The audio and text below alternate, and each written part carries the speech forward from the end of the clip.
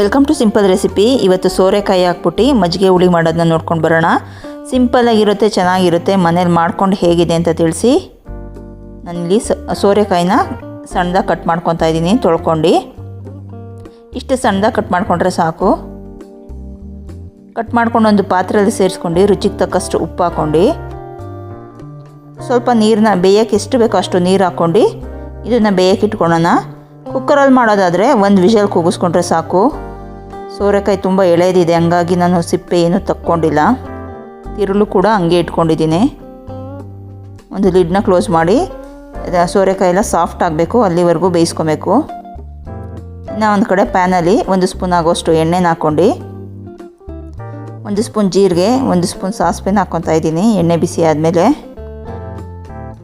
ಒಂದು 8ರಿಂದ 10 ಬೆಳ್ಳುಳ್ಳಿ, ಖಾರಕ್ಕೆ ತಕ್ಕಷ್ಟು ಮೆಣಸಿನ್ಕಾಯಿ, ಸ್ವಲ್ಪ ಕರಿಬೇವಿನ ಸೊಪ್ಪನ್ನ ಹಾಕ್ಕೊಂಡಿದ್ದೀನಿ. ಮೆಣಸಿನ್ಕಾಯಿ ಖಾರ ಎಷ್ಟಿದೆ ಅಥವಾ ಎಷ್ಟು ಬೇಕು ಅಂತ ನೋಡ್ಕೊಂಡು ಸೇರಿಸ್ಕೊಬೇಕು.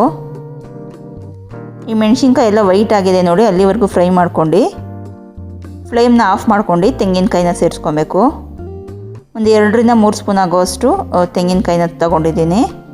ಸ್ವಲ್ಪ ಇಂಗು ಕೂಡ ಹಾಕ್ಕೊಂಡು ಕೊತ್ತಂಬರಿ ಸೊಪ್ಪನ್ನ ಸೇರಿಸ್ಕೊಬೇಕು. ಕೊತ್ತಂಬರಿ ಸೊಪ್ಪು ಖಾಲಿ ಆಗಿತ್ತು, ಹಂಗಾಗಿ ಕಾಡು ಕೊತ್ತಂಬರಿ ಸೊಪ್ಪನ್ನ ಸೇರಿಸ್ಕೊಂಡಿದ್ದೀನಿ. ಅದ್ರ ಜೊತೆ ಅರಿಶಿನ ಕೂಡ ಹಾಕ್ಕೊಂಡು ತಣ್ಣಗಾದ್ಮೇಲೆ ಇದನ್ನು ನುಣ್ಣಗೆ ರುಬ್ಕೊತೀನಿ. ನುಣ್ಣಗೆ ರುಬ್ಬಿಟ್ಕೊಂಡಿದ್ದೀನಿ.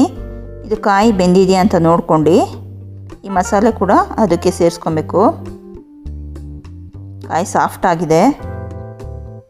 ಇವಾಗ ಮಸಾಲೆನ ಸೇರಿಸ್ಕೊಂಡು ಒಂದು 3ರಿಂದ 4 ನಿಮಿಷ ಕುದಿಸ್ಕೊಬೇಕು.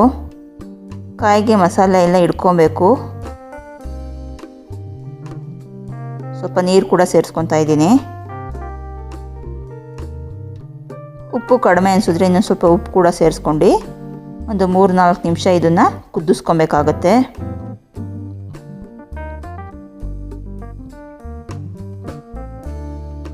ಬೇಗ ಕೂಡ ಆಗುತ್ತೆ. ಮುದ್ದೆ ಅನ್ನಕ್ಕೆ ತುಂಬ ಚೆನ್ನಾಗಿರುತ್ತೆ. ಮನೇಲಿ ಮಾಡ್ಕೊಂಡು ಹೇಗಿದೆ ಅಂತ ತಿಳಿಸಿ. ಇದು ಕುದೀತಾ ಇದೆ. ಇನ್ನೊಂದು ಕಡೆ ಅರ್ಧ ಲೀಟ್ರ್ ಆಗೋಷ್ಟು ಮೊಸರನ್ನ ತೊಗೊಂಡಿದ್ದೀನಿ. ಮೊಸರು ತುಂಬ ಗಟ್ಟಿ ಇದೆ. ನಮ್ಮ ಮನೇಲಿ ಹಸು ಇರೋದ್ರಿಂದ ಮೊಸರೆಲ್ಲ ಮನೇಲೇ ಮಾಡ್ಕೊತೀವಿ. ಇದಕ್ಕೆ ಸ್ವಲ್ಪ ನೀರನ್ನ ಹಾಕ್ಕೊಂಡು ನಾನು ಬೀಟ್ ಮಾಡ್ಕೊತಾ ಇದ್ದೀನಿ.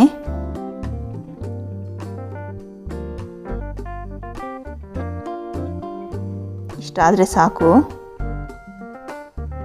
ಇದನ್ನು ಸೈಡಲ್ಲಿ ಇಟ್ಕೊಂಡು ಇದು ಒಂದು 3ರಿಂದ 4 ನಿಮಿಷ ಆಗಿದೆ. ಇವಾಗ ಇದು ಬಿಸಿ ಇರಬೇಕಾದ್ರೆ ಹಾಕ್ಬಾರ್ದು. ಈ ಮಸಾಲೆ ಎಲ್ಲ ತಣ್ಣಗಾಗಬೇಕು. ಇವಾಗ ಫ್ಲೇಮ್ನ ಆಫ್ ಮಾಡ್ಕೊಂಡು ಇದನ್ನು ತಣ್ಣಗೆ ಮಾಡ್ಕೊತೀನಿ. ಬಿಸಿ ಇರಬಾರ್ದು.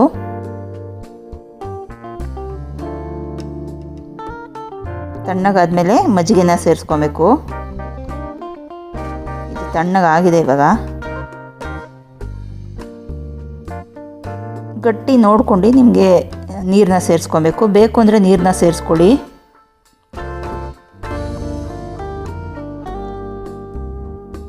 ಅರ್ಧ ಲೀಟ್ರ್ ಮೊಸರಿಗೆ ಇಷ್ಟು ಮಸಾಲೆ ಸಾಕಾಗುತ್ತೆ.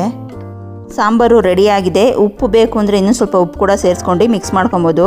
ಈ ಸಾಂಬಾರ್ಗೆ ಒಗ್ಗರಣೆಗೋಸ್ಕರ ಒಂದು ಪ್ಯಾನ್ ಇಟ್ಕೊಂಡಿದ್ದೀನಿ. ಪ್ಯಾನ್ ಬಿಸಿ ಆದಮೇಲೆ ಸ್ವಲ್ಪ ಎಣ್ಣೆನ ಸೇರಿಸ್ಕೊಂಡು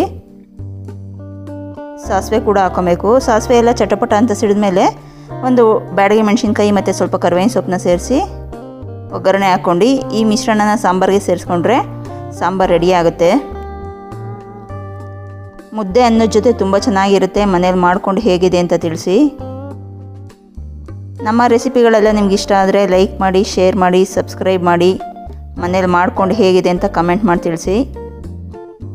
ಸಪೋರ್ಟ್ ಮಾಡ್ತಾಯಿರಿ. Thank you.